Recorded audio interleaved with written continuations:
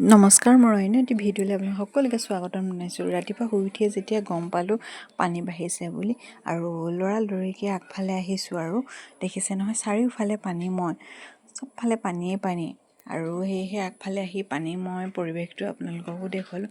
তাৰপিছতে লাহে লাহে ঘৰত সোমাইছেহি আৰু চোতাল পালেহি আৰু ঘৰৰ ভিতৰত নোসোমাবৰ কাৰণে মানুহজনে এইফালে ধুনীয়াকৈ মাটিৰ ভেটা এটা মাৰি থৈছে আৰু ভেটাটোত পানী ভিতৰলৈ নোসোমাবৰ কাৰণে এনেকুৱা এটা চিষ্টেম কৰি থৈছে আৰু বেছিকৈ পানী আহিলে ক'তনো আৰু ভেটা চেটা একদম ঠেলি সোমাই যাব নহয় জানো।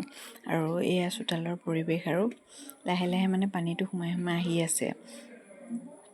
তাৰপিছতে আকৌ কি কৰিলোঁ, তাৰপাছতে বাপেকে পুতেকে একদম পেহীয়েকে চবেই মিলি এইফালে একদম লৰালৰিকৈ কি কৰিছে, ফাঁচি পাতিবলৈ লৈছে আৰু তাতে কিনকিনীয়া বৰষুণ দি আছে।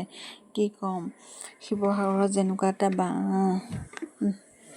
পানী হ'ল আৰু ক'বলৈ একো ভাষাই নাই আৰু লাহে লাহে আমাৰ ইয়াতো পানী একদম চাৰিওফালে পানী আৰু যিহেতু চোতালত আমাৰ ফাঁচি পাতিব লগা হৈ গৈছে, দেখিছে নহয়। আৰু বাছো খুব উৎপাত আৰু যে চোতালত মাছ ধৰিছোঁ, তাৰ সেইটোৱে খুব ফূৰ্তি।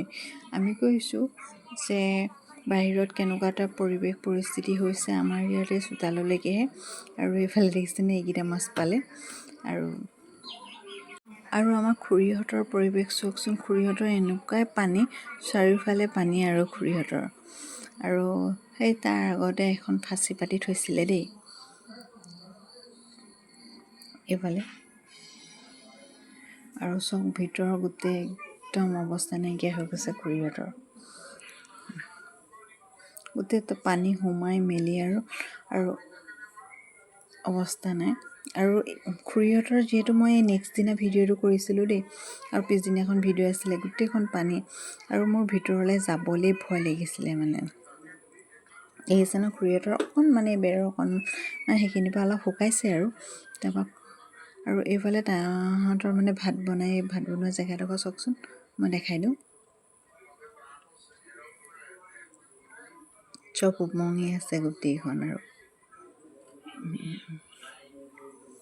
অৱস্থা নাইকিয়া, চৌকা ক'ত কি একো হেৰি নাই গোটেইখন।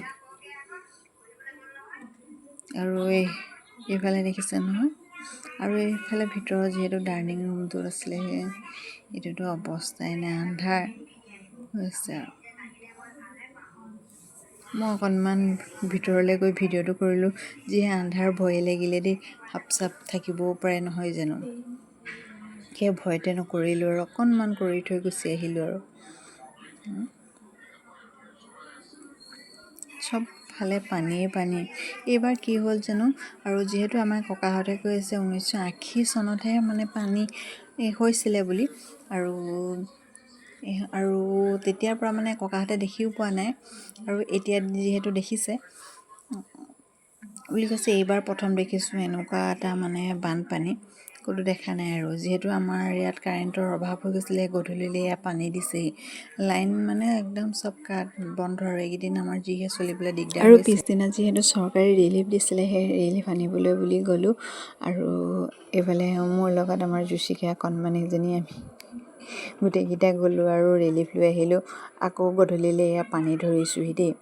এই কেইটা দিন নক'ব আৰু বহুত কষ্টত চলিব লগা হ'ল আৰু পানী ধৰি থকা মেলাৰ অৱস্থা, আৰু কাৰ ক'ত গৰু ছাগলী অনা নিয়া হয় আৰু ঠিকান নাই। তাৰপিছতে গাড়ীখনে পানী দি থৈ গৈছিলেহি, আৰু মই পানীবোৰ সকলোকে বিলাই দিছিলোঁ যিহেতু, আৰু চবকে দি দিবলৈ ক'লে আমাৰ ঘৰৰ সন্মুখত কোন কোন আছিলে, আৰু তেওঁলোকক মই চবকে এনেদৰে পানী বিলাই দিলোঁ আৰু